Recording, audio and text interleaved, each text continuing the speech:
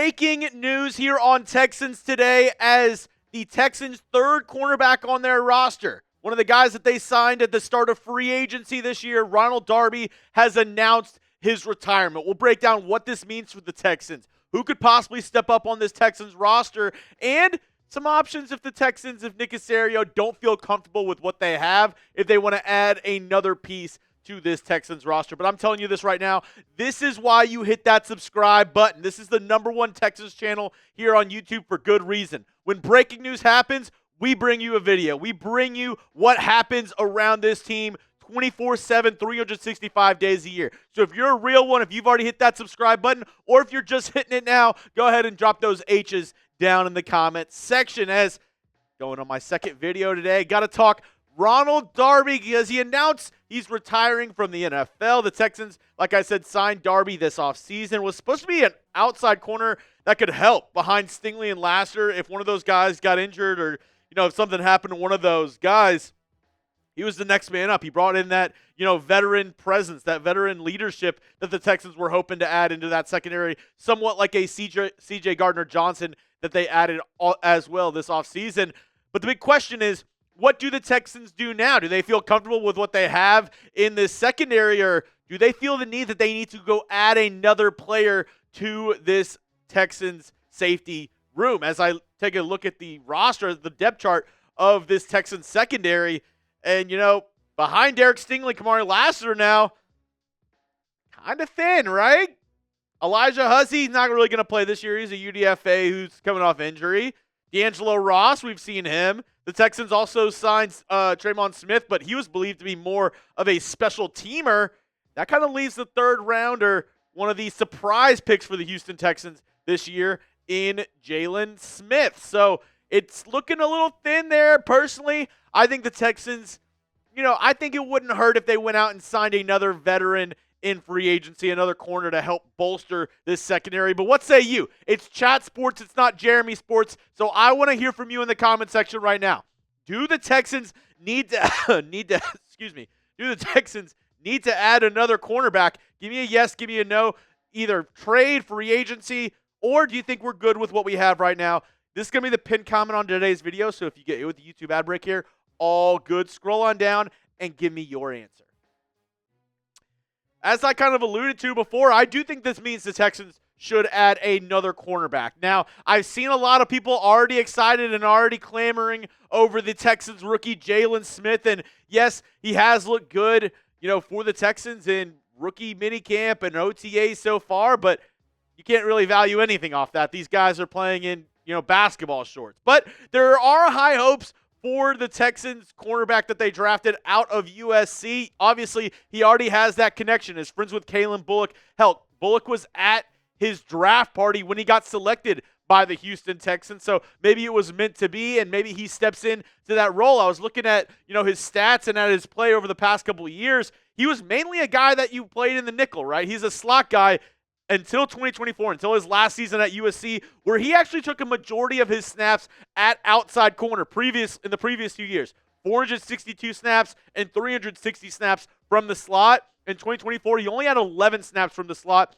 482 from that outside corner position for USC. Maybe he can prove a lot of people that the Texans made a really smart move, that Nick Caserio is smarter than what people think, and they made a good move with selecting him in the 2025 NFL Draft.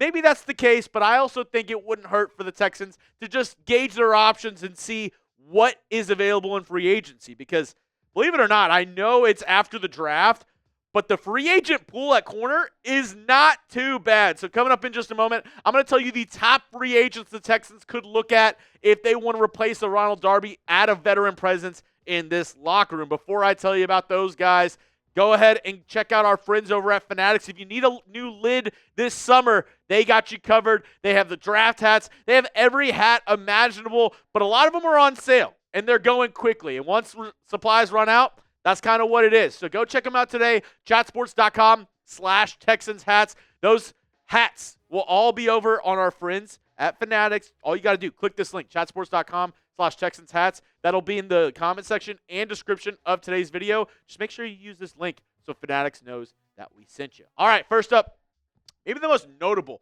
corner still on the free agent market, dealt with some, injuries. That's kind of why teams are hesitant to add him this offseason. Asante Samuel Jr. formerly played with the LA Chargers, but maybe an option for the Texans because they don't need a guy who can step in and start day one. They're looking for somebody who can add some depth. So if they can add a guy like Asante Samuel Jr. who has some injury issues, they can kind of let him work through that and get ready for the regular season as a backup option on this team. Very talented kid, but do you take that risk with him and the injuries that he's faced this offseason? Just something for the Texans to consider. Next up, Rasul Douglas, who he might be the top corner left on the market, depending on who you ask, has played well for the Buffalo Bills this past season. 58 tackles, 0 interceptions, 5 pass breakups. Has been around a ton of NFL teams, right? Another guy, an NFL veteran, has played with the Raiders, the Packers, the Bills, you name it. He's played with a ton of teams in the National Football League, and kind of that same role as a Ronald Darby, a guy, a journeyman who's been around the league, still a good player, but can be a backup option for this Texans team behind Stingley, behind Darby. Now, I don't know if they go the Douglas or Asante Samuel Jr. route because those guys could end up being a little bit more pricey than what the Texans are willing to spend, but you never know. Obviously, they're getting some of that money back from Ronald Darby retiring. Kendall Fuller, another option in the free agent market for the Texans. The Dolphins cut him this offseason after a, up and down 2024 campaign for Fuller. He's somebody who, like I said, with a lot of these guys at this point in free agency, have been around the NFL. He's a veteran. He's played well. At one point, signed by the Dolphins, was one of the top corners in the NFL. Is he still at that point? I don't think so, but another guy you could add if you just want to add some quality depth. That's the thing, quality depth. The Texans have had a lot of guys on their roster, a lot of bodies, but the quality of the depth in the secondary has been a little bit of a concern over the past couple seasons. If anything happens to Stingley, if anything happens to Lassiter, who's that next guy up? We were hoping that would be Darby this season before he announced his retirement. Let's look at another option, which Stephon Gilmore. I don't think he signs with the Texans, but you never know. Another guy who's getting up there in age has actually played really well over the past couple of years. This past year for the Minnesota Vikings, not a bad year for Gilmore. 56 tackles, 1 interception, 9 pass breakups. Another guy who's up there in age, and I think he can actually still start. Out of all the guys that I've shown, I know Kendall Fuller probably could too, but Stephon and Rasul Douglas probably too.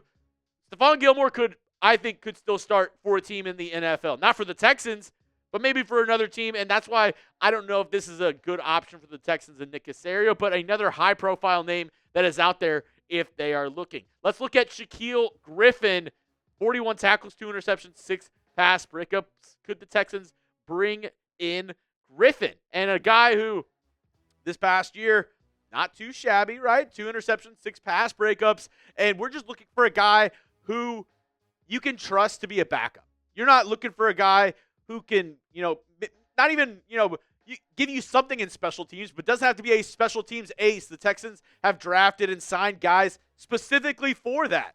So I don't know if your third cornerback necessarily needs to be a star special teamer. And with a guy like Shaquille Griffin, who, yes, he could help out in special teams, but isn't really known for his special teams prowess, could step in and be that third cornerback on this Texans roster. And the last option I have for you, this isn't a hot one. It's not a sexy one, but the Texans, they value connections. They value guys who they know, and they know Kadar Holman. He was on the squad last year. So could they just bring back somebody who is familiar with this coaching staff, familiar with this defense, doesn't need a whole, introductory into what the Texans are all about, what this defense wants to do.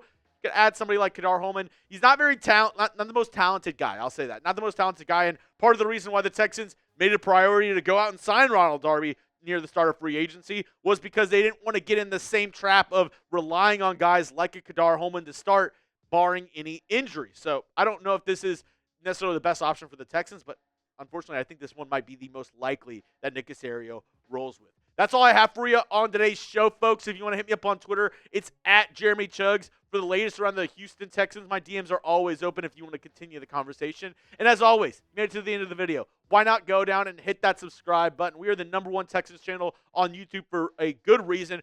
Free Texans content all year long. And my plea to you is this. Give me 1 week. Hit that subscribe button. If you don't like it, you can unsub. But let me prove to you why this is the best Texans channel out there.